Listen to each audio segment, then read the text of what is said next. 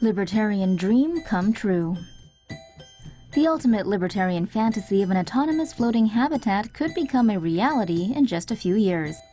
Nonprofit organization Blue Frontiers is heading the Floating Island Project, which seeks to build up to 300 homes on a man-made island off the coast of Tahiti. Despite partnering with and being located in French Polynesia, the floating community will be self-governed and have its own cryptocurrency called Verion. The Verion payment token can be exchanged for goods and services in the Blue Frontiers ecosystem, in other island systems, or between token holders.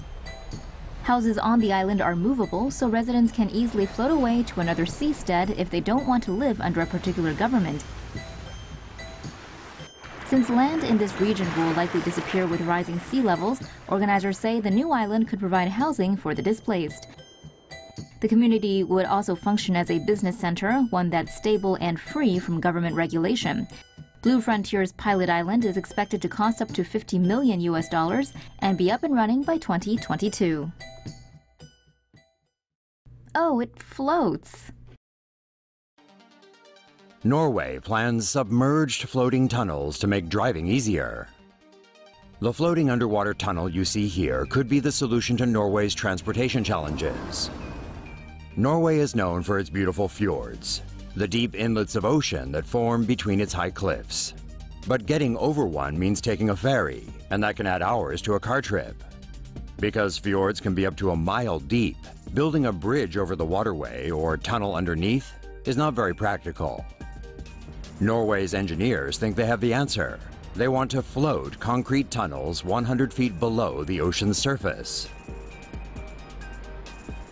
This would allow ships to sail unobstructed by bridges.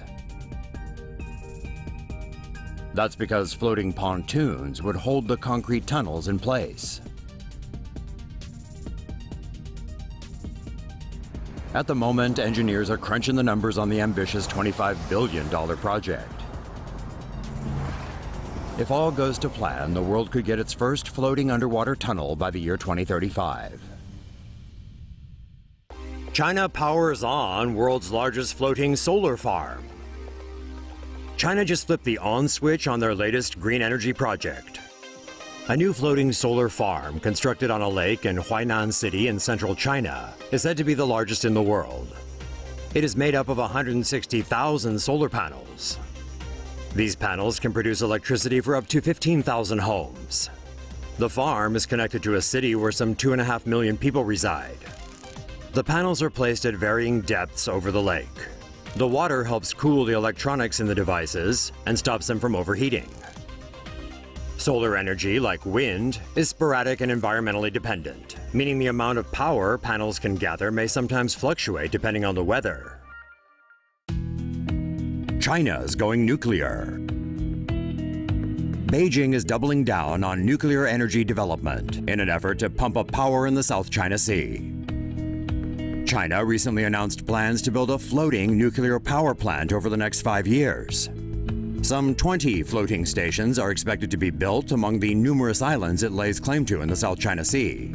Currently, power in the Spratlys and Paracels is produced by diesel generators, which are neither efficient nor environmentally friendly. With a floating nuclear platform, China hopes to provide a stable source of power to residents and troops based on the disputed islands. China also aims to promote offshore gas and oil extraction in the area. Floating power stations are believed to be less prone to natural disasters. Emergencies, like a melting core, could be prevented by simply pumping in cooling seawater. Developing nuclear power will also help cut down carbon dioxide and pollutant emissions. Ultimately, China wants its nuclear power capacity to reach 58 million kilowatts by 2020. Research on the core technologies has already been carried out. Chinese ally Russia is developing a similar facility for Arctic waters, and China is seeking cooperation to speed up their plans. Someday, we might live on floating islands. The Maritime Research Institute Netherlands is testing the concept of building artificial floating islands to expand the amount of livable space for the country's growing population. The islands would be made up of large floating triangles that connect to each other in a flexible fashion.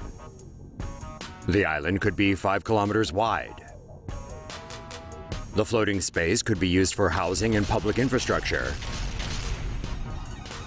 and support renewable energy systems, such as wind and solar energy farms. There are many challenges to this concept. It is still unknown how the floating megastructure would withstand winds and ocean currents. Nonetheless, some believe the Dutch research is a good starting point. Floating UFO houseboat to hit waters in 2018. An Italian mini yacht manufacturer has come out with an updated design for their sleek floating villa that's set to be the home of the future. The aptly named unidentified floating object is an off-grid houseboat that's shaped like an alien flying saucer. Twin engines propel the UFO yacht, while built-in solar panels plus wind and water turbines generate electricity to sustain the vessel. The 314 square meter houseboat will be made from carbon fiber and fiberglass and have 3 levels. The upper deck will house the controls, as well as a hot tub and desk. The first level will consist of a kitchen and bathroom, while a submerged level will hold the bedroom and another bathroom. Its enormous size means the only way to transport the UFO yacht is via military helicopters. The floating home can be used amid different conditions around the world and is unsinkable even in rough seas. The external deck is customizable, and the vessel itself can be used for different purposes: a floating restaurant, gym, even a resort. The UFO yacht is expected to be available by 2018. For now, a Kickstarter campaign is underway to raise €1 million to fund the project. Shipping containers become floating dorms for students. A Copenhagen startup has created an innovative student dormitory that floats on water. The containers are placed on top of a concrete pontoon base and stacked in 2 levels to create 12 dorm rooms. Each room is a studio setting with bedroom and living room areas. The space in the middle is an open-air courtyard, and the top level features a small lawn and solar panels. The walls are insulated with aerogel. The temperatures inside the units are controlled by hydro-source heating. A heat exchange system draws upon the thermal mass of seawater to cool and warm the dorms. The basement of the pontoon features more facilities, such as storage zones and an automated laundry room. The company claims the structure would not be impacted by flooding, as they will rise and fall along with the sea currents. The rent for one room would be roughly $600 per month, which is a bargain in Copenhagen. Urban Rigor has already received over 3,000 applications from students who are interested in living on water. Sweden's planning a floating hotel. A team of Swedish architects have unveiled plans to construct a floating luxury hotel. The Arctic Bath and Spa Hotel will be placed on the Luleå River on the Harads village, northern Sweden. It will be frozen into the river during the winter and float the rest of the year. The hotel's log cabins will also be placed on the river and will freeze or float depending on the time of year.